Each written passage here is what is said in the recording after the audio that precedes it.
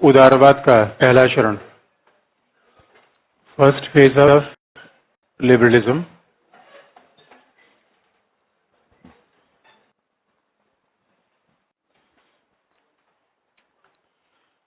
उदारवाद के पहले चरण को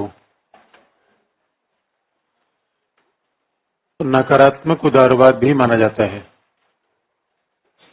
नेगेटिव लिबरलिज्म।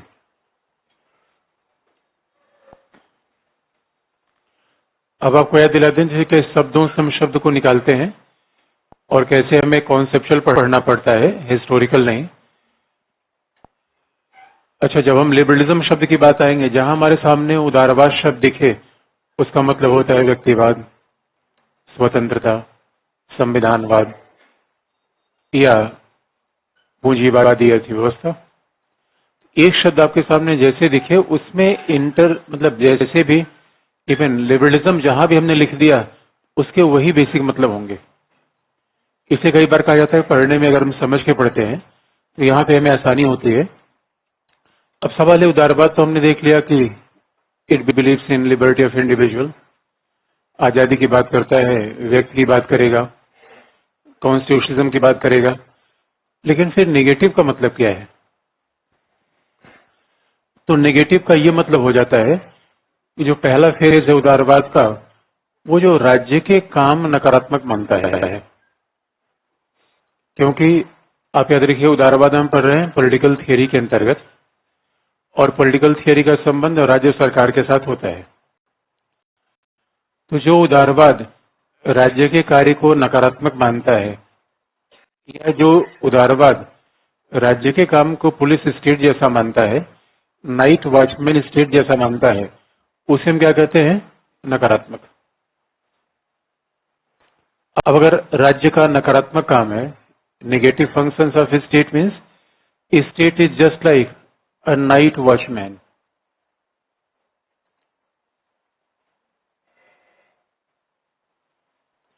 और आप जानते हैं नाइट वॉचमैन या हिंदी में क्या है, रात्रि प्रहरी, ऐसे शब्दों का प्रयोग हम देवनागरी लिपि में भी लिख के अंडरलाइन कर सकते हैं। नाइट वॉचमैन का काम नकारात्मक होता है या सकारात्मक? भाई, नाइट वॉचमैन हमेशा नकारात्मक काम करता है, और यहां नकारात्मक का मतलब होता है आपके पास जो चीज है उसे छीना नहीं जाएगा, लेकिन आपको कुछ दिया नहीं जाएगा। आप क्लास में आते हैं, क्लास में आना नकारात्मक है या सकारात्मक? क्यों?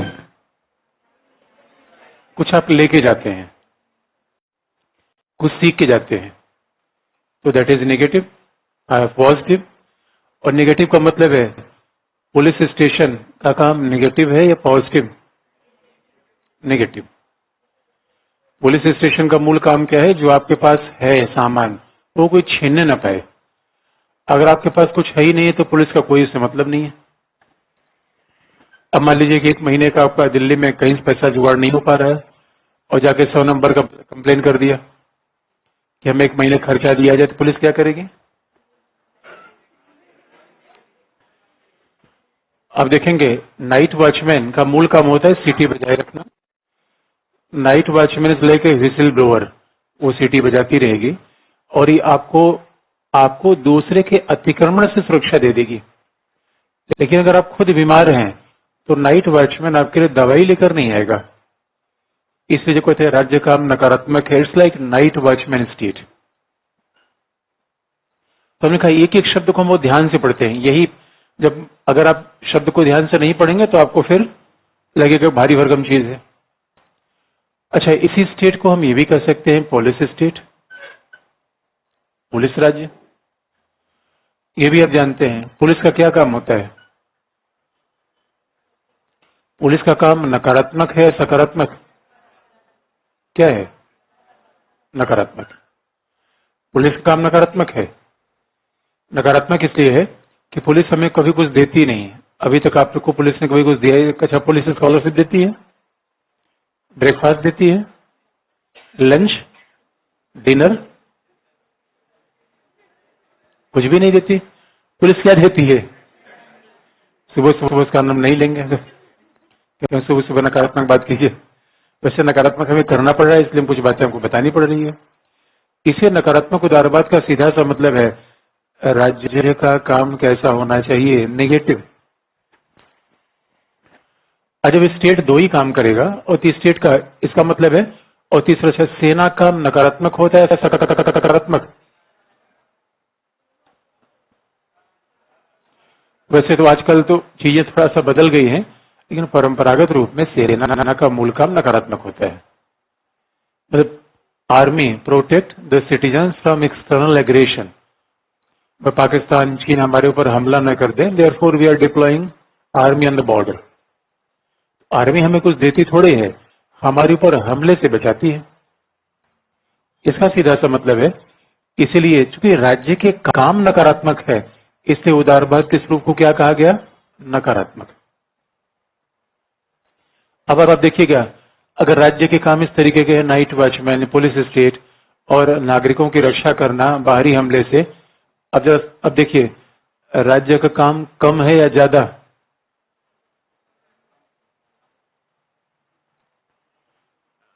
अच्छा, आज के कंपेयर करिए, आज राज्य का क्या क्या काम है? अब देखिए, ये राज्य का कम काम है या ज्यादा? कम काम है। इसलिए लॉक ने राज्य के कामों को सीमित रखा है। उदारवाद के पिता Locke. Locke is considered as a father of liberalism. Locke ने राज्यों के कामों को सीमित कर रखा है। क्यों? राज्य का काम सीमित क्यों होना चाहिए?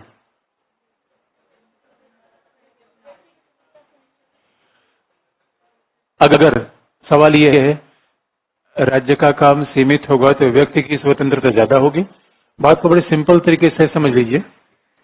अब इसी बात को लॉक ने कहा। लॉक जो कह रहे हैं ऐसा थोड़ी किसी को कोई बात जो आज ही आप देख लीजिए उसको, लेकिन एग्जाम में बस हम लिख देते हैं लॉक, तो ऐसा लगता है कि लॉक पता नहीं कहाँ का आदमी था यार, क्या कह रहा है, क्या कह रहा है जो आज आप देख रहे हैं।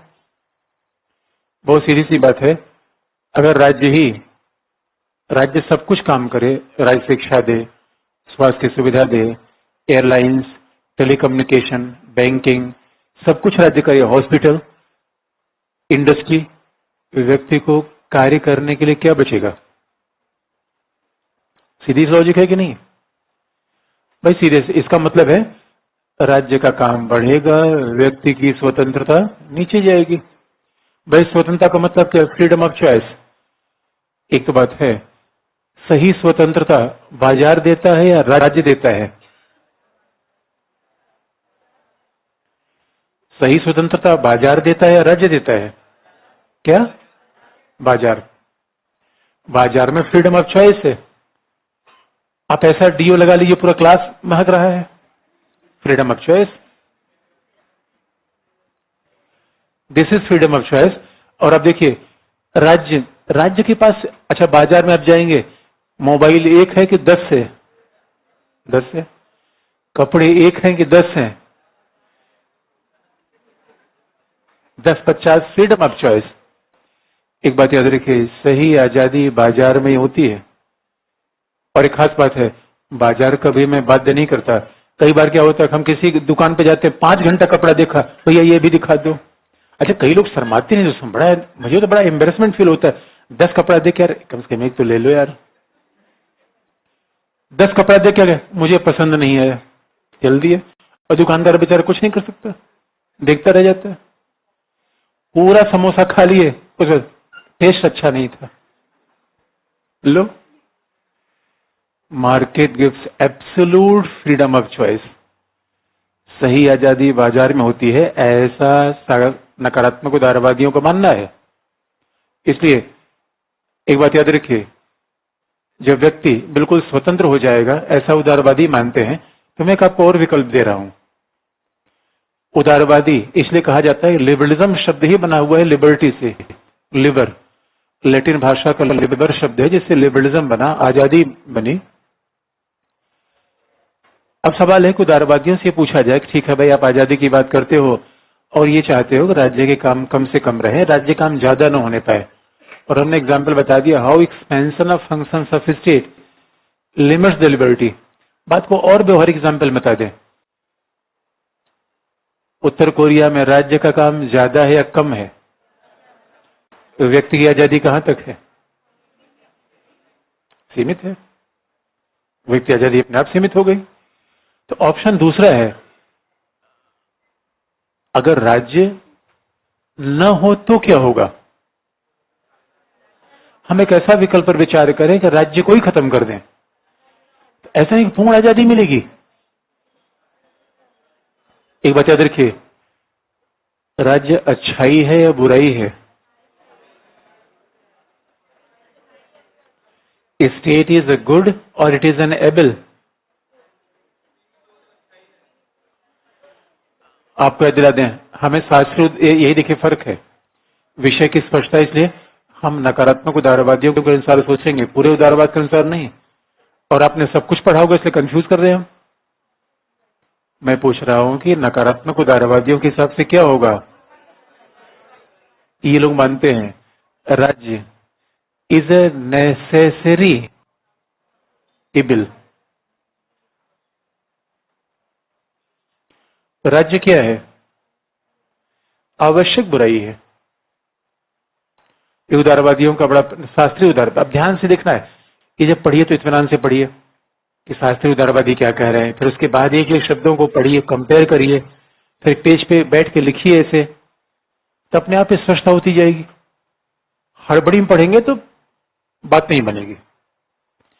और मुझे तो थियोरेटिकल पोर्शन सबसे अच्छा इसे लगता है, कभी अपडेट ही नहीं करना है। बस हाफ स्लॉक जो कह दिया आगे शुरू हो जाओ, हाफ स्लॉक खत्म हो गया। आईआर में थोड़ा देखना पड़ता है, यार ये मोदी रोज रोज नए काम बढ़ा दे रहा है। एस जयशंकर है तो मामला आगे बढ़ेगा। फिर भी चूंकि सरकार रिपीटेड है, इसे पैटर्न बना रहेगा। और पॉलिटिकल डेवलपमेंट में कभी कुछ कुछ होता ही रहता है। यहां दोस्तों कुछ नहीं होता, जो हो गया हो गया। अब जरा सोच के देखिए, नेसेसरी क्यों है? क्योंकि राज्य नहीं रहेगा तो आपका पॉकेट सुरक्षित रहेगा, चला जाएगा। राज्य नहीं रहेगा तो सुरक्षा कौन देगा? राज्य नहीं रहेगा तो बम स्क्वाड कौन लाएगा? राज्य नहीं रहेगा तो मेट्रो पर कोई चाकू को लेकर घुस गया तो कौन आएगा? और आप क्या सोच रहे हैं, आप इतने सुबह सुबह आ जाते हैं दिल्ली में, आराम से बैठ के क्लास कर लेते हैं और आसानी से चले जाते हैं। आप शायद ये जानते हैं कि राज्य न होने का मतलब क्या होता है। अगर राज्य न होने का मतलब देखना चाहते हैं तो कुछ दिन अफगानिस्तान होकर चले आइए। एक अफगानिस्तान हमारे दोस्त थे, तो उनकी पोस्टिंग अफगानिस्तान कुछ साल के लिए हो गई, तो वो लगातार मुझे ज्यादा ही फोन करने लगे। मैंने कहा ऐसा क्या हो गया यार? अच्छा, अच्छे दोस्तों के बीच बहुत कम बात होती, कभी कभी बात हो गई, क्योंकि दोस्ती फोन से नहीं होती। ये तो नए नए दोस्त, हेलो गुड मॉर्निंग। जिन संबंधों को रोज रोज ताजा करने की आवश्यकता पड़े, इसका मतलब संबंध है नहीं हो। तो उन्होंने ज्यादा मुझे फोन करना शुरू कर दिया। मैं कहा इसको क्या हो गया यार? मैं पूछ लिया, ये बताओ तो फोन इतना ज्यादा क्यों करते हो? मैंने कहा यार मुझे ये भरोसा नहीं कल मैं जीवित रहूंगा या नहीं रहूंगा। मैंने कहा ये क्या हो गया? कहा रोज मेरे सामने बम ब्लास्ट होता है, ये लोग मारे गए, ये लोग मारे गए। मुझे लगता है नेक्स्ट में भी अगला मैं हो सकता हूं। हमें कोई बात नहीं है, मुझे मेरा दोस्त खोएगा नहीं, तुम आ जाओगे, चिंता मत किया करो। लेकिन उसको मानने को तैयार नहीं था। इसी आज की इस परिस्थिति में आप समझ नहीं सकते कि राज्य न होने का मतलब क्या होता है। क्योंकि आपको तो जो चीजें कई बार अनुपस्थित होती है उसी की पता चलती है। अब आपके पास पैसा शुरू से भरा पड़ा है तो आप जानते नहीं भाव का मतलब क्या है। नेसेसरी है, लेकिन एबिल क्यों है? बुराई है, अच्छाई नहीं है। बुराई क्यों है? नियंत्रित करता है, रेगुलेट करता है। अब जैसे मान लीजिए कि आपको क्लास के लिए आना है और आप जल्दी से मेट्रो में घुस जाना चाहते हैं, और जो वहां पे सीआईएसएफ का जवान बैठा हुआ, रुको रुको रुको, इधर लाइन में हो, लाइन में हो। अच्छा, जब आप घुसना चाहते हैं कोई लाइन में आपको बोल दे तो अच्छा लगता है, बुरा लगता है? बुरा लगता है, लेकिन कुछ कर नहीं पाते, बुरा बहुत लगता है। उसके बाद जब ऊपर से नीचे तक वो हमारी मालिश करता है, यहां से वहां दबाना शुरू करता है, यार कोई कमजोर आदमी हो तो कई बार आपको मन होगा, अच्छा तुम कई बच्चे बारात रात पढ़ते हैं, तो रात रात उनको पढ़ो तो मन हुआ कि जब थोड़ा सा थक रहे हैं बाहर जाके यहीं चाय पी ले। और बाहर जाके जैसे चाय पीने निकले, पुलिस स्टेशन, कहाँ तो चाय पीने आए, घर में जाओ, घर में, ये समय चाय पीने का नहीं है। क्या अजीब सी बात है, कौन सा समय चाय पीने का है वो तो मैं बताऊंगा, तुम बताओगे। इसे क्या है? बुराई। इसे याद रखिए, राज्य की आवश्यक बुराई है। अब इस वजह से एक बात उदारवादियों के हमेशा ध्यान में रखिए, राज्य नहीं रहेगी फिर तो आजादी नहीं मिलेगी। उदारवादी ऐसा मानते ही नहीं। आजादी राज्य के बिना मिलेगी नहीं, राज्य तो होगा, लेकिन राज्य, एक उदारवादी बड़ा बीच बीच का पॉइंट लेते हैं। इसका मतलब है, अब जब उदारवाद नहीं आया था उसके पहले भी तो राज्य था। राज्य कैसा था? राजा का, महाराजा का, भारी भरकम राज्य। राज्य हर कुछ काम करता था। State was overarching, it was most powerful institution, it was a paternal in nature. पिता जैसा, पिता हमारे हर जीवन का देखभाल करता है, वैसा राज्य था। इसे तो पितृसत्तात्मक राज्य। आपको ये पितृसत्तात्मक राज्य, तानाशाही राज्य, राजतंत्री राज्य, सबके मतलब एक है। राज्य रहेगा लेकिन पैटर्नल नहीं। राज्य रहेगा क्योंकि अराजकता में किसी की आजादी संभव नहीं है। अराजकता में आजादी संभव नहीं है, इसलिए उदारवादी से आजादी की बात करते हैं। वो विधि का अभाव नहीं है, प्रतिबंधों का अभाव है। इस बार पीटी में क्या सवाल पूछा गया था? स्वतंत्रता का मतलब क्या है? ये लॉक का स्टेटमेंट है। इसे साफ तौर पे है, पेपर सेट करने वाले पॉलिटिकल साइंस का प्रोफेसर है, ये लगातार 3 साल के पैटर्न देख लीजिए। और एक बात ऑफ रिकॉर्ड में बोल रहा हूं, किसी को बताइएगा मत। इस समय यूपीएससी के पैनल में जितने पॉलिटिकल साइंस के लोग हैं, उसके कारण अगले 5 साल तक वो लोग बने रहेंगे। मुझे डाउट था सरकार चेंज होगी तो चेंज हो सकते थे। अगले 5 साल में पोल साइंस में मार्किंग अच्छी ही रहेगी, क्योंकि पैनल में ऐसे लोग हैं। मार्किंग अच्छी रहेगी, ये बात मेरी अब देख लीजिएगा भाई। प्रोफेसर का फर्क तो पड़ता है। हम लोगों को एक प्रोफेसर पढ़ाते थे, उसको नंबर ही नहीं देते थे। मतलब खींच, अगर उनके, हम लोगों के डिपार्टमेंट टॉपर कौन होता था? 50% टॉपर। और अभी तो मैं देखता हूं बच्चे जो कहते हैं 80% बस बहुत अच्छी बात है। कई प्रोफेसर तो नंबर ही नहीं देते। जब मुझसे पूछा था, भाई सर ऐसा क्यों करते हैं? उन्होंने कहा, जब नंबर तुमको मिल जाएगा, तुमको ये लग जाएगा मैं ही सब कुछ जानता हूं, अभी तुम जानते नहीं। इसलिए क्या है? आवश्यक बुराई, नेसेसरी बिल है। तो राज्य को रखना है, नहीं रखना है? रखना है। और आवश्यक क्यों है? पुलिस के लिए एक बात हमेशा संकल्पनात्मक रूप में एक बात दूसरे जुड़ जाती है। आवश्यक क्यों है? और चूंकि बुराई है, इसलिए राज्य का विचार नकारात्मक है। राज्य काम नकारात्मक है। इसका मतलब यह हो गया कि राज्य, state is essential dispute settlement mechanism. और जब इस बार जो पीटी में सवाल आया था कि स्वतंत्रता का मतलब क्या होता है? प्रतिबंधों का अभाव। क्या?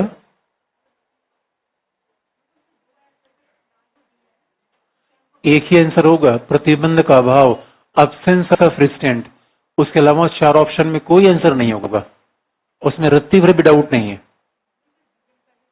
अरे छोड़ो, वो यही बावरापन है। मैंने बता दिया तो रेफरेंस आप किसी और का दे रही हो, क्या मतलब है उसका? डाउट क्या है? Not at all. 70% डाउट नहीं है। इसे संदेह जीवन को खत्म करता है। मेरी शरण में आइए, गौतम बुद्ध ने कहा था। गौतम बुद्ध ने यही कहा था कि यार ये संशयति आत्मा विनिश्यति। अब यही युवाओं को प्रॉब्लम है कि उनका संशय, किसने मुझे नहीं पता किसने आंसर में क्या दिया है, जो आंसर है वो है। और यूपीएससी देख लीजिएगा आगे चल के आएगा। अब्सेंस ऑफ रिस्ट्रेंट, यानी याद रखिए, आजादी कैसी होगी? विधि का अभाव या प्रतिबंध का अभाव? प्रतिबंध का अभाव। और प्रतिबंध का सीधा सा मतलब है, आपके जीवन में दूसरे व्यक्ति का हस्तक्षेप नहीं होगा। अगर आपके जीवन में दूसरे व्यक्ति का हस्तक्षेप नहीं होगा, therefore you are capable to enjoy the right of privacy. जो निजता का पूरा अधिकार आया है, वो कहां से आता है? उदारवाद से। अगर आपको उदारवाद की फिलॉसफी पता नहीं है, और देखिए विचारधारा कितना बड़ा महत्व होता है। अगर मैं उदारवाद की फिलॉसफी पता नहीं है, फिर संविधान क्या पढ़ेंगे? अनुच्छेद का पूरा संग्रह हो जाएगा। फंडामेंटल राइट सब पढ़िए, उदारवाद की पूरी फिलॉसफी इसमें लगा लीजिए। उदारवाद की फिलॉसफी तो है, इसलिए इसका नाम है नकारात्मक उदारवाद, पहला कारण ये। अब इसको लिखवाने की आवश्यकता है क्या? कल भी ने बेसिक बात मैंने फिर इसी बात को भी कई बार रिपीट करना पड़ेगा। अच्छा, दूसरी बात, इसे क्लासिकल क्यों कहा जाता है? एक दूसरा भी नाम होता है क्लासिकल लिबरलिज्म। इसको हटा दें।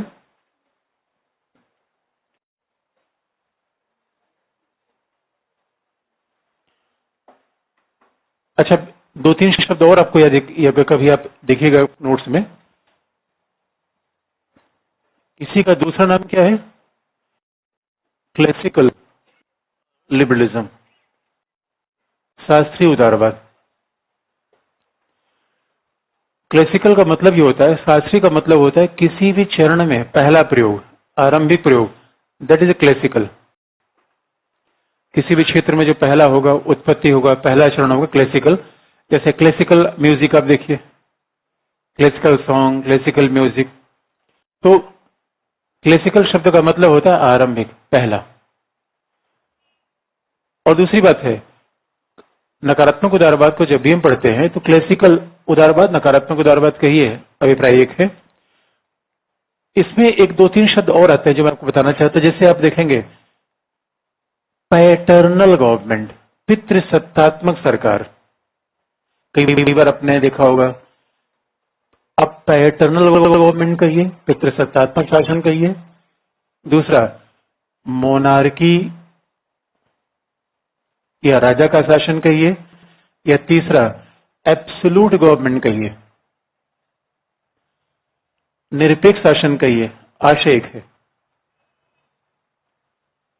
पितृसत्तात्मक सरकार, क्योंकि पितृसत्तात्मक का मतलब है, वो ध्यान देने की बात है, परिवार में पिता की सत्ता चलती है कि नहीं। वैसे आजकल महिलावादियों ने इस बात को हिला कर रख दिया है, वो कहते हैं वाई पैट्रियार्की, वाई पैट्रियार्की, वो इस बात को मानने को तैयार नहीं है। अब जो पैटर्नल गवर्नमेंट की बात जो की जाती है, इसका मतलब है जैसे परिवार में पिता का शासन होता है, वैसे राज्य में राजा का प्रभाव होना चाहिए। और आप याद रखिए, हमारे परिवार का पिता इलेक्टेड होता है, हमारी सहमत पे होता है, या पैदाइशी हो जाता है? पैदाइशी हो जाता है। अच्छा, पिता का शासन संविधान से चलता है, उसकी इच्छाओं से चलता है? पिता आजादी देता है या छीनता है? सेहत के लिए हानिकारक है। इसलिए पैटर्नल गवर्नमेंट, जब हम पैटर्नल गवर्नमेंट कहें, दूसरा मोनारिकल, एब्सोल्यूट। एब्सोल्यूट का मतलब इसका पावर एब्सोल्यूट हो, लिमिटेड ना हो। एक ही मतलब है, it is opposite to limited government. यह सीमित सरकार का विरोधी है, यह लोकतांत्रिक शासन का विपरीत है। यह सीमित सरकार का विरोधी है, यह लोकतांत्रिक शासन का विपरीत है। इसलिए इन तीनों के मतलब आप स्पष्ट रखिए, paternal government, monarchy, absolute government. इनका मतलब होता है it is opposite to limited government, ये सीमित शासन के खिलाफ है, लोकतांत्रिक शासन के भी खिलाफ है। तो क्लासिकल लिबरल्स इनकी आलोचना करते हैं। और तीन शब्द एक जैसे होते हैं, तीन शब्द एक जैसे होते हैं। जैसे जब कहें कि हम लिमिटेड गवर्नमेंट, सीमित शासन, या कहें लेसेस फेयर स्टेट, अहस्तक्षेपवादी राज्य। Limited government, laces fair state, या कॉन्स्टिट्यूशनल गवर्नमेंट, इन तीनों के मतलब एक होते हैं। तो शब्दों के बारे में एकदम स्पष्ट क्लियरिटी रखिए। सीमित शासन, लेसेस फेयर स्टेट, संवैधानिक शासन, इसका एक मतलब होता है। लेसेस फेयर का मतलब अहस्तक्षेपवादी राज्य, लैटिन शब्द है अहस्तक्षेपवादी। अहस्तक्षेपवादी कहां? इसका मतलब है राज्य का हस्तक्षेप कहां होगा? केवल विधि व्यवस्था में, सेना में, पुलिस में। राज्य का हस्तक्षेप और किसी आर्थिक गतिविधि में नहीं होगा। लेसेस फेयर स्टेट का मतलब ये होता है कि पितृसत्तात्मक शासन का अभाव और फ्रीडम ऑफ कॉन्ट्रैक्ट। आपको समझौते की आजादी है, ऐसा लेसेस फेयर स्टेट मानता है। तीनों के मतलब एक है। अगला, अब इसके उदारवाद के क्लासिकल या निगेटिव उदारवाद की कुछ विशेषताएं आपको बता दें।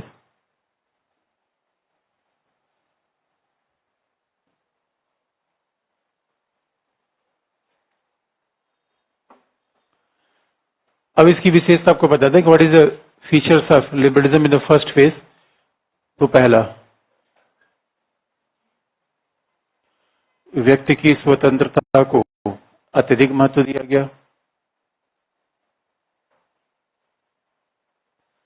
व्यक्ति को केंद्रीय महत्व दिया गया, इंडिविजुअलिज्म।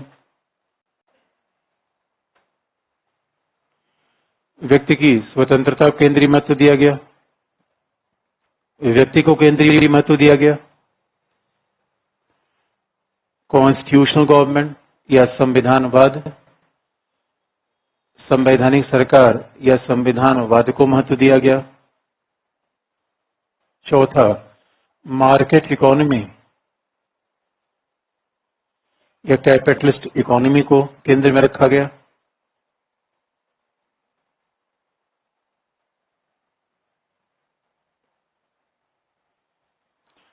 और एक शब्द आपने और भी नोट्स में बार बार देखा हुआ है, एटोमिस्टिक सोसाइटी। यानी क्लासिकल लिबरल्स क्या मानते हैं, यानी ऐसे भी मान लीजिए अणुवादी समाज।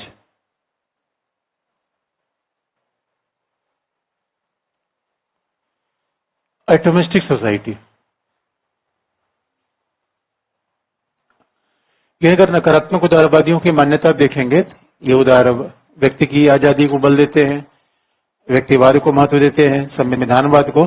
शायद अब इसमें किसी शब्द को एक्सप्लेन करने की आवश्यकता आपको नहीं है। अच्छा, भी ध्यान रखने की है, लिबर्टी तो अलग से हमारे फैक्टर ही है, मतलब इसलिए अंतर संबंध होता है, इसको भी विस्तार से हम बता देंगे आपको। कैपिटलिस्ट इकोनॉमी और एटोमिस्टिक सोसाइटी का नया शब्द आ गया। आपको याद दिला दें, जब हम समाज की व्याख्या करते हैं, अच्छा आधुनिक युग तो फिजिक्स से प्रभावित है ही है।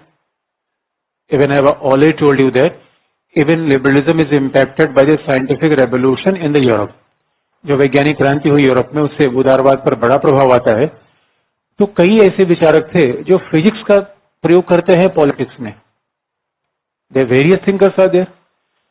अब जरा सोच के देखिए, एटम, अब फिजिक्स की मान्यता है कि दुनिया एटम से मिलकर बनी हुई है। That is basic assumption of physics, this world is comprise of atoms. और अब याद रखिए, अगर दुनिया भौतिक तत्वों से मिलकर बनी हुई है, भौतिक अणुओं से मिलकर बनी हुई है, इसका मतलब इस दुनिया का निर्माण आत्मा, परमात्मा, ईश्वर नहीं किया है। तो फिजिक्स की मूल मान्यता ही भगवान से टकरा जाती है। और अगर सोच के देखिए, अगर दुनिया में बहुत सारे एटम्स हैं और दुनिया एटम से मिलकर बनी हुई है, एक एटम और दूसरे एटम के बीच क्या रिलेशन है, या प्रत्येक एटम स्वतंत्र है। Each and every atom is an independent. वो आजाद है, स्वतंत्र है, या एक दूसरे से जुड़ा हुआ है, बंधा हुआ है। अच्छा, एक एटम का दूसरा एटम ताऊ लगता है, चाचा लगता है, मामा लगता है, क्या लगता है? अब जरा सोच के देखिए, जिस प्रकार एक एटम का रिलेशन दूसरे एटम से नहीं होता, अब वैसे ही आप कभी मेट्रो में जाइए, मेट्रो में हम मानव बैठा होता है, एटम बैठा होता है। अगर सोच के देखिए, कितने लोग मेट्रो से आते हैं सुबह सुबह, मेट्रो से आप आते हैं, किसी से आपकी बातचीत होती है? नहीं। अच्छा, मानव का स्वभाव तो ऐसा नहीं है। ये फैन का स्वभाव है, आपसे बातचीत नहीं करेगा, और गर्मी लग रही चल जाऊं, बंद हो जाऊं? नहीं।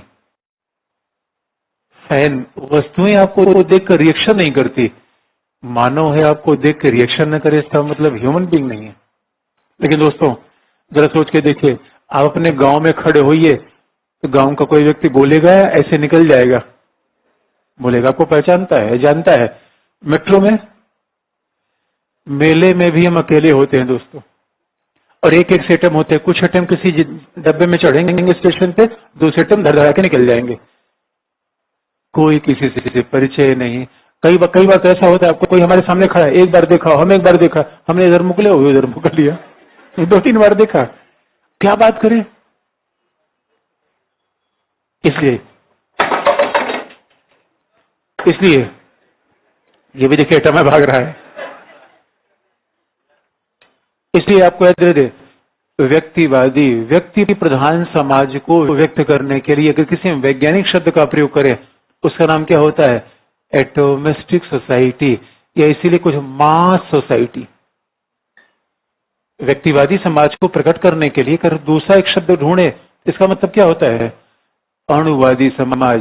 यानी हमारे समाज में व्यक्ति प्रधान समाज हो गया है जिसमें समाज की परंपराओं का, प्रथाओं का, परिवार का कोई मतलब नहीं है। अब खास तौर पे मेट्रो में रहने वाले लोगों को, मैं बहुत सारे ऐसे लोगों को जानता हूं। अब लोग तो सलमान खान के पीछे परेशान है, यहां तो हर मोहल्ले में 10 लोग ऐसे हैं विवाह ही नहीं किया, फर्क ही नहीं किसी से। अच्छा, आप जानते हैं कि आपका बगल कौन रहता है? हो सकता है हॉस्टल में आप हो तो आपको पता चल रहा है, अदरवाइज तो आप जिस मकान में रहते हो उसके बगल वाला आदमी क्या करता है आपको पता ही नहीं। क्या उसका रिलेशन है, उसकी शादी हुई है, नहीं शादी हुई, 3-4 शादी हुई है, क्या करता है, कोई संबंध आपका नहीं है। यानी हर व्यक्ति आजाद है, हर व्यक्ति का अपना एटीएम है, हर व्यक्ति अपनी दिशा में भागा जा रहा है। इसे क्या कहते हैं? एटोमिस्टिक सोसाइटी, व्यक्ति प्रधान समाज। ऐसा उदारवादी मानते हैं, ये उदारवादियों के मानता है। दूसरी बात आपको याद दिला दें, बाकी चीज हमने एक्सप्लेन कर रखी है, सब बाकी हमने एक्सप्लेन कर रखा है। सवाल ये है, अगर उदारवाद की ये मान्यता है, उदारवाद का पहले विचार आया या पहले व्यवस्था के रूप में आई?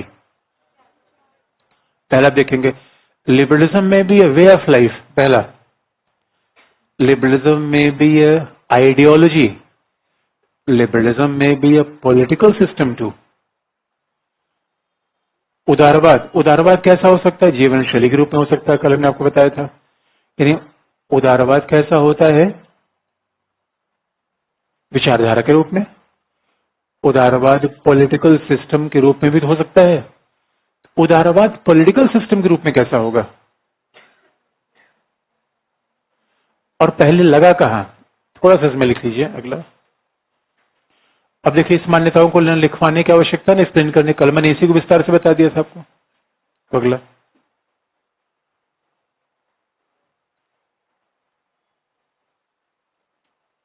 उदारवादी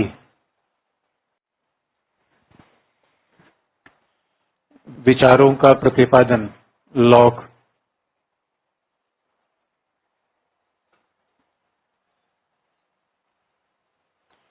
उदारवादी विचारों का प्रतिपादन लॉक और बेंथम।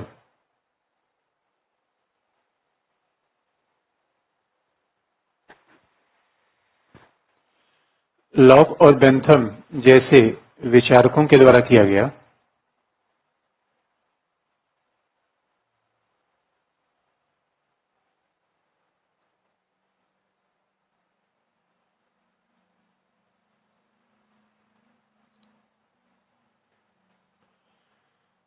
लॉक और बेंथम जैसे विचारकों के द्वारा किया गया। It was propounded bye scholars like lock and Bentham.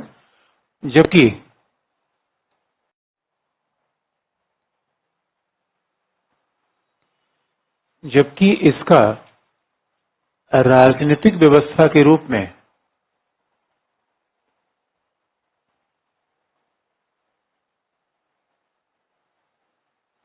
राजनीतिक व्यवस्था अंडरलाइन, जबकि इसका राजनीतिक व्यवस्था के रूप में प्रयोग इंग्लैंड और अमेरिका में किया गया। इसका राजनीतिक व्यवस्था के रूप में प्रयोग इंग्लैंड और अमेरिका में किया गया।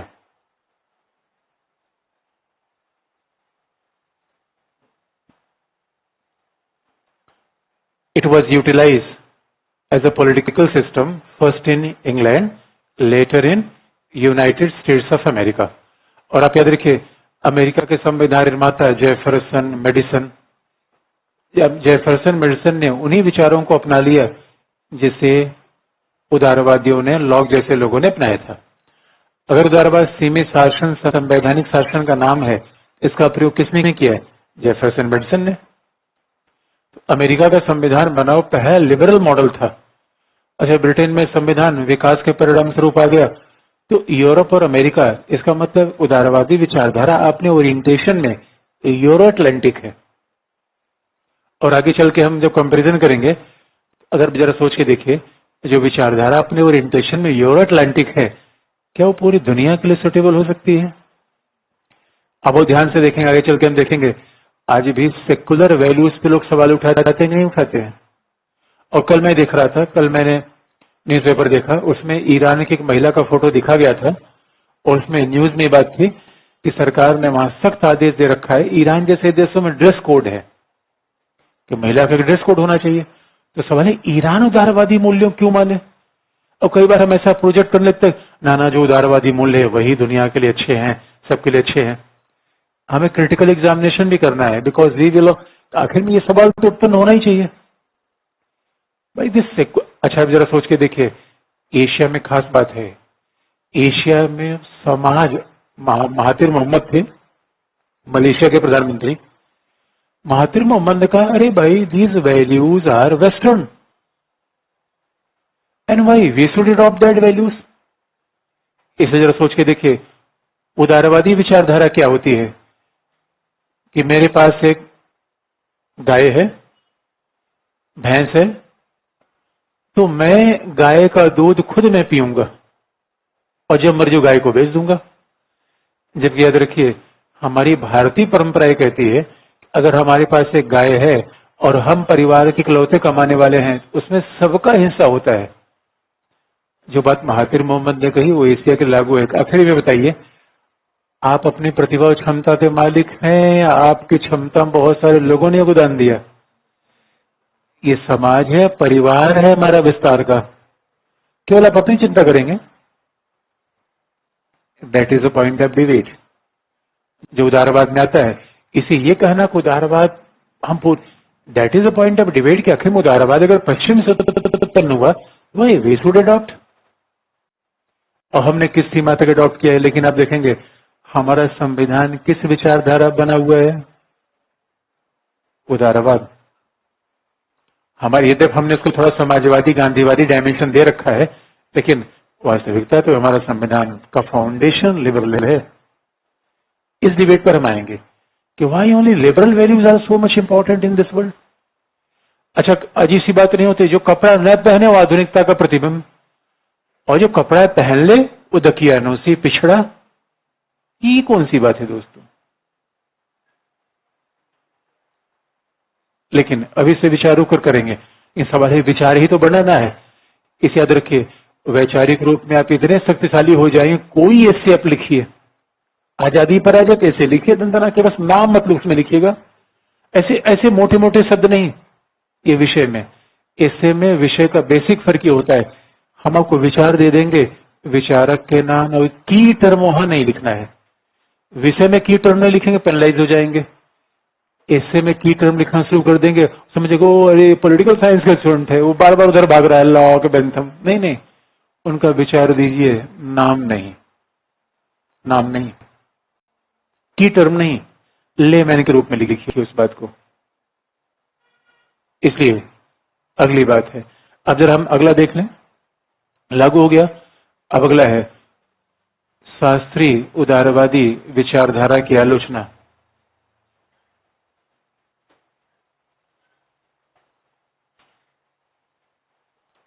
शास्त्रीय उदारवादी विचारधारा की आलोचना।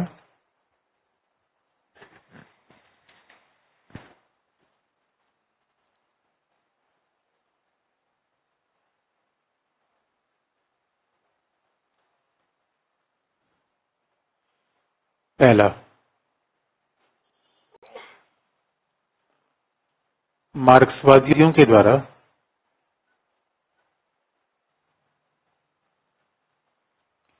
और विशेष रूप में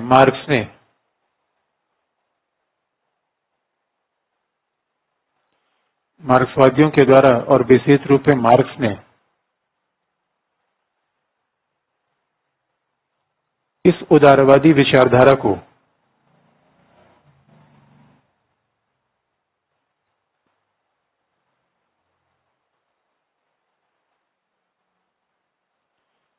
Even Marxist and particularly Marx criticize liberal ideology. विशेष तौर पर मार्क्स ने उदारवादी विचारधारा को बुर्जुआवादी पूंजीवादी कहा।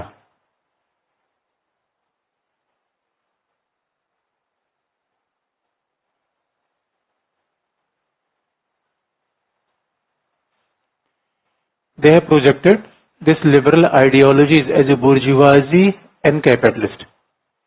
बुर्जुआवादी पूंजीवादी कहा और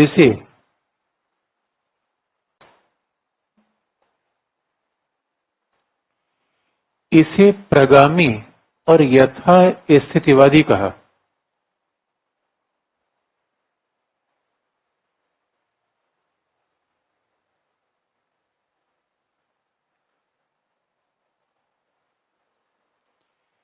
इसे प्रगामी और यथास्थितिवादी कहा।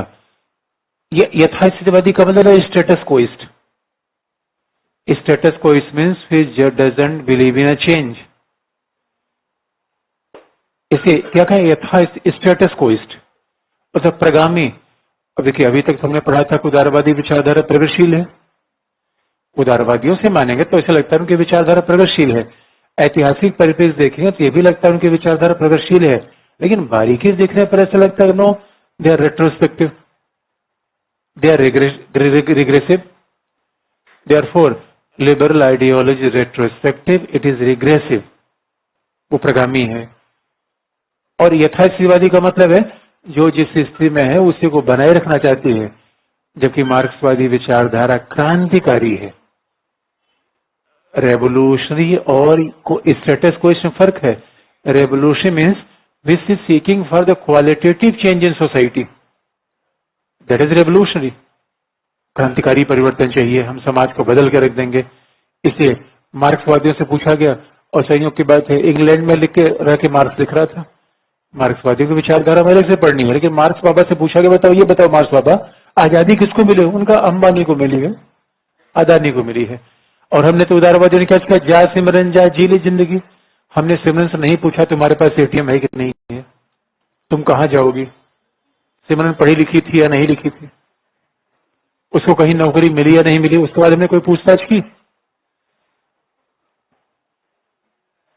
और दूसरी बात है, व्यक्ति को एक बात याद रखिए, मार्क्सवादियों ने एक एक करके इनकी धज्जियां उड़ा कर रख दी। मार्क्सवादियों से पूछा गया, मार्क्स बाबा ये बताओ आप स्वतंत्रता को नहीं मानते? उसने कहा, मार्क्स ने कहा स्वतंत्रता को मानते हैं बशर्ते सबको तो मिले। ये तो मुट्ठी भर लोगों को मिल रही है, ये पूंजीपतियों को मिल रही है, और मुट्ठी भर लोगों को, पूंजीपतियों को जो मिल रही है वो विचारधारा समाज के लिए ठीक है या एक विशेष वर्ग के लिए? ध्यान देने की बात है। मार्क्स ने कहा, मार्क्स से पूछा गया अच्छा ये बताइए ये संविधानवाद पर आपको आपत्ति है? मार्क्स ने सवाल ही पैदा नहीं होता। मार्क्स से पूछा इस पे आपत्ति है? कहा इस पे थोड़ी आपत्ति है। मार्क्स ने कहा सबसे बड़ी आपत्ति तो ये है, ये। मार्क्स ने इसी को मैं जला के राख कर दूंगा, बुझाकर खाक कर दूंगा। इन्हीं बात सीधी सी है। उदारवाद क्या कहता है? आजादी। उदारवाद क्या कहता है? डेमोक्रेसी। उदारवाद क्या कहता है? संविधानवाद। याद रखिए, शोषण पहले सामंत करता था, आज शोषण पूंजीपति कर रहा है। आजादी कहां मिली? आसमान से गिरे खजूर पेट के, इसे शोषण का रूप बदला। शोषण कहां समाप्त हुआ? इसे मार्क्स ने कहा असली आजादी यहां मिली नहीं है, शोषण करने वाले लोग बदल गए, आजादी कहां मिली हमें? मार्क्स ने धज्जियां उड़ा कर रख दी। मार्क्स से पूछा गया, मार्क्स का समाधान क्या? उनका समाधान मैं आमूल समाधान कर दूंगा, जड़ से समस्या को हल कर दूंगा। करोगे कैसे? खल्लास। इसे क्या करना है? खत्म। इसलिए अगला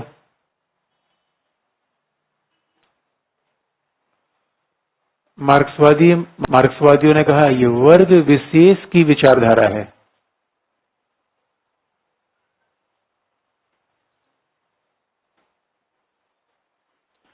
It is an ideology for a particular class.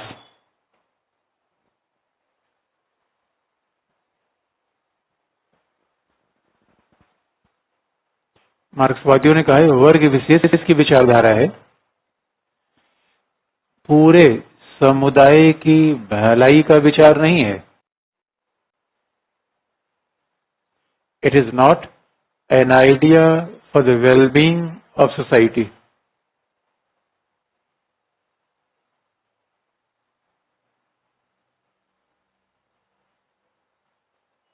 पूरे समाज की भलाई का विचार ये बिल्कुल नहीं है।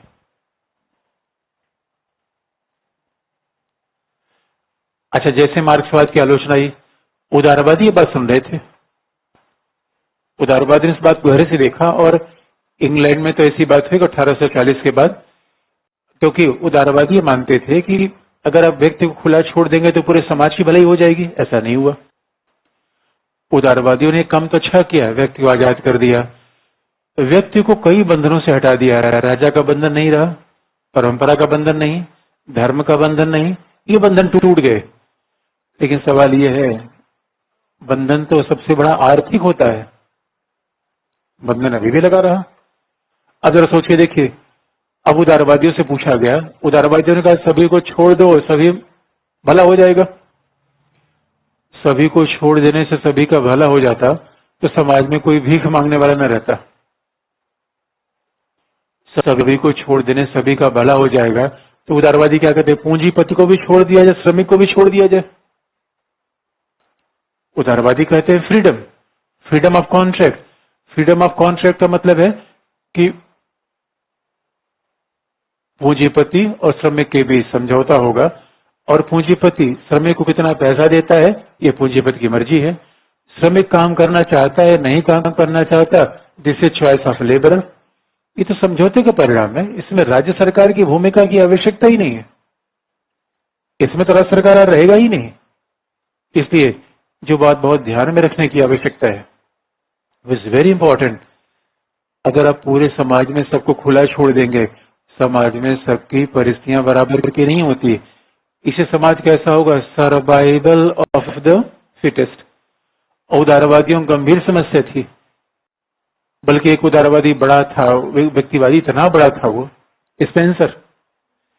स्पेंसर ने पूछा गया, ये बताओ स्पेंसर महोदय, आपने कहा था सभी खुला छोड़ देने पे पूरे समाज की भलाई हो जाएगी, यहाँ तो कोई गरीब हो गया। और इंग्लैंड में तो ऐसी परिस्थितियां हो गई, 18 घंटे मजदूर काम कर रहे थे। 18वीं शताब्दी का यूरोप, 16वीं शताब्दी से उदारवाद आया। 18वीं शताब्दी 200 साल बाद उसके दुष्परिणाम इतना तेजी देखने लगे, जैसे आज का दिल्ली है, एक तरफ देखेंगे बड़े बड़े भवन, दूसरी तरफ झुग्गी झोपड़ी। उदारवाद ने, अब दिल्ली में आप क्या कहेंगे, सभी खुले हैं, आजादी सभी को है, आजादी बेकार है, ऐसी आजादी हमें नहीं चाहिए। लेकिन एक खास बात देखेंगे, उदारवादी बड़े होशियार होते हैं, बड़े फ्लेक्सिबल होते हैं, और वो हमेशा समस्या को देख के चेंज करने की बात करते हैं। 1840 के बाद रॉयल कमीशन की रिपोर्ट आई इंग्लैंड में। रॉयल कमीशन की रिपोर्ट ने 2-3 बातें बड़ी जबरदस्त तरीके से उजागर कर दी।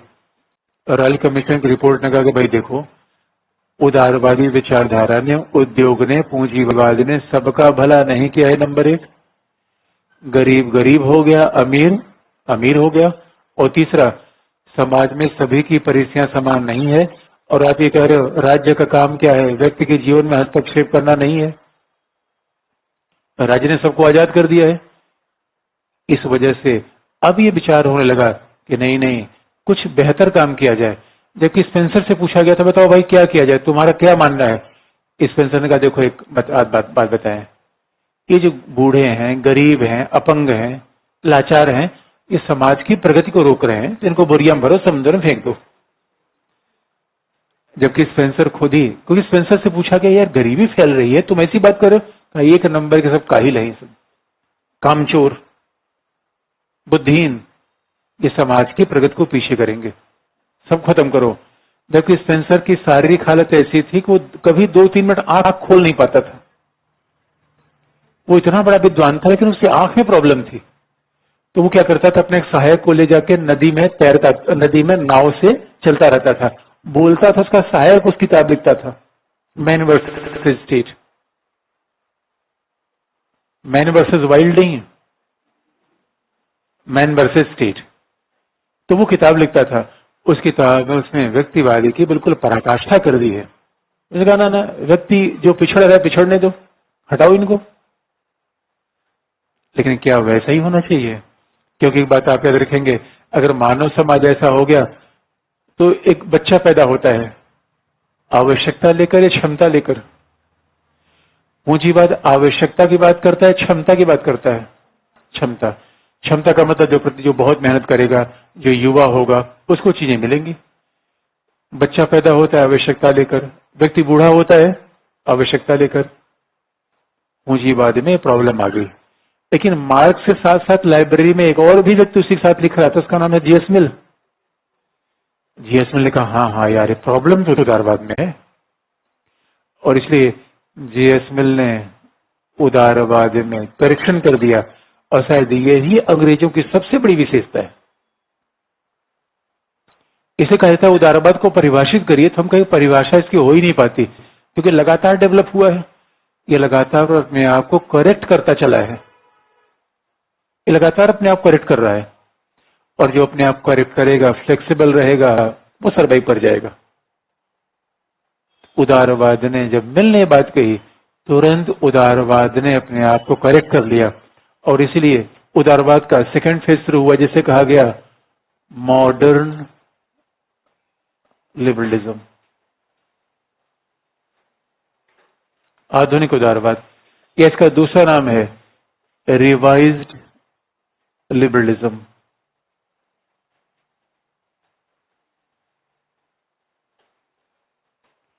Revised liberalism. इसका तीसरा नाम है केन्सेनियन स्टेट, केन्सवादी राज्य।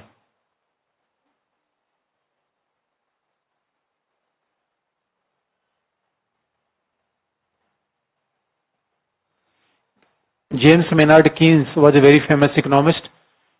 मेनार्ड कीन्स एक अर्थशास्त्री थे। केन्सेनियन स्टेट कहिए या कहिए वेलफेयर स्टेट, कल्याणकारी राज्य का विचार, बात एक ही है। या कुछ लोग कहते हैं आधुनिक उदारवाद, संशोधित उदारवाद, केन्सवादी राज्य, वेलफेयर स्टेट। अच्छा, कल्याणकारी राज्य का एक और भी नाम है नैनी स्टेट। नैनी का मतलब दाई होता है, नैनी स्टेट।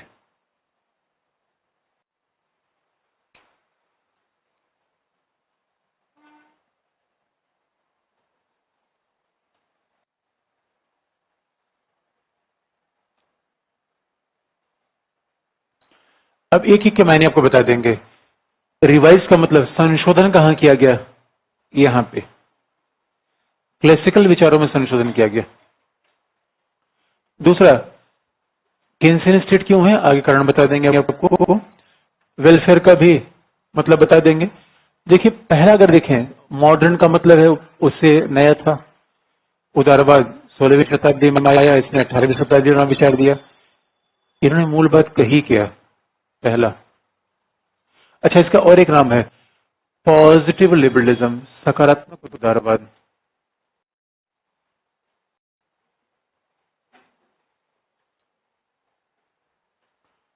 जो भी आप कह लीजिए, और सबके मतलब क्या आपको बता देंगे। शब्दों का हेर फेर है, अभिप्राय एक ही है।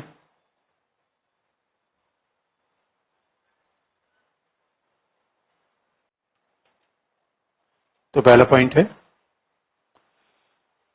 सेबाइन का मानना है, SABINA,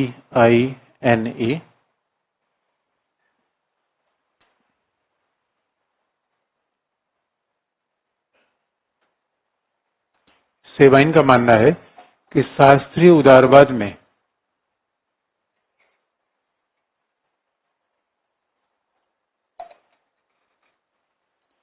संशोधन करने वाले पहले विचारक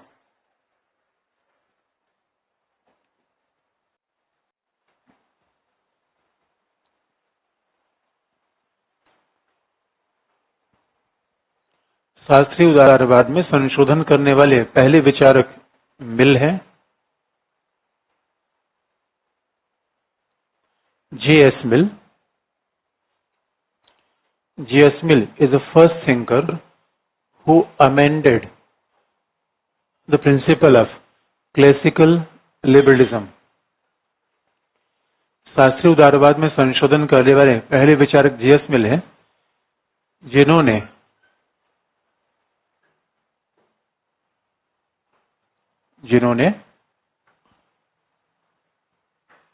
राज्य के नकारात्मक कार्यों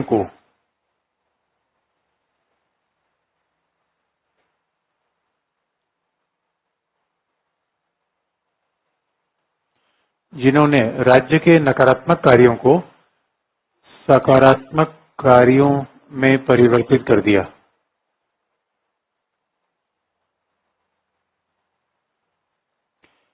सकारात्मक कार्यों में, even who change the negative function of a state into positive one. राज्य के नकारात्मक कार्यों को सकारात्मक कार्य बदल दिया।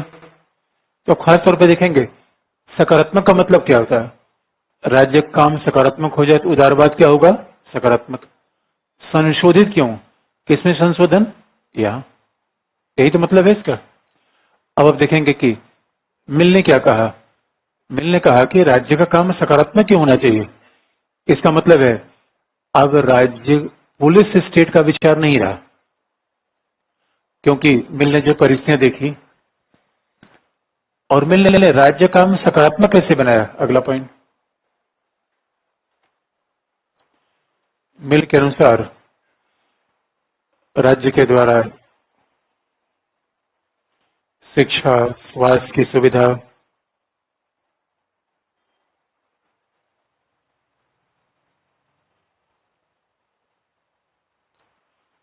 राज्य के द्वारा शिक्षा, स्वास्थ्य की सुविधा,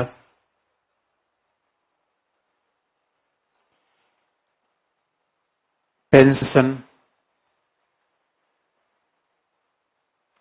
वृद्धों को सहायता,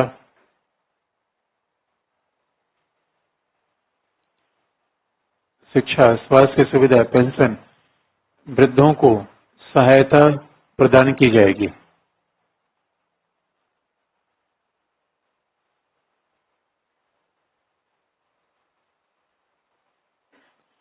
वृद्धों को सहायता प्रदान किया जाएगा।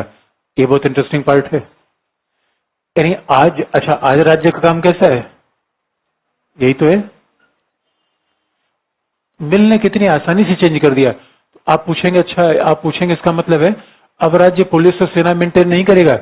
राज्य का काम पुलिस और सेना मेंटेन तो करना है ही है, वो तो करेगा ही, लेकिन उसके अलावा भी राज्य ये काम करेगा। अब बताइए, शिक्षा देना, स्वास्थ्य की सुविधा देना, कल्याणकारी सुविधा देना, पेंशन देना नकारात्मक है या सकारात्मक? नकारात्मक है, सकारात्मक? क्योंकि वो दिया जा रहा है। अब किसी के, जैसे अभी आप देखें सरकार किसानों के लिए पैसा दे रही है 6,000 रुपए, 6,000 रुपए दे देना। पुलिस ने तो ठन्नी कभी नहीं दिया, पुलिस ने ले लिया दोस्तों। पुलिस और सेना ने कहा पैसा दिया क्या, अब राज्य तो पैसा दे रहा है। अब जरा सोच के, अभी तो राज्य लोगों को घर बनवा दे रहा है। इसका सीधा सा मतलब है जिस तरीके से भारत में नक्सलवादी विचारधारा का मुकाबला करने के लिए कल्याणकारी राज्य कामों को प्रभावी बनाया गया, वही काम मिल ने इंग्लैंड में कर दिया। अब पूछिए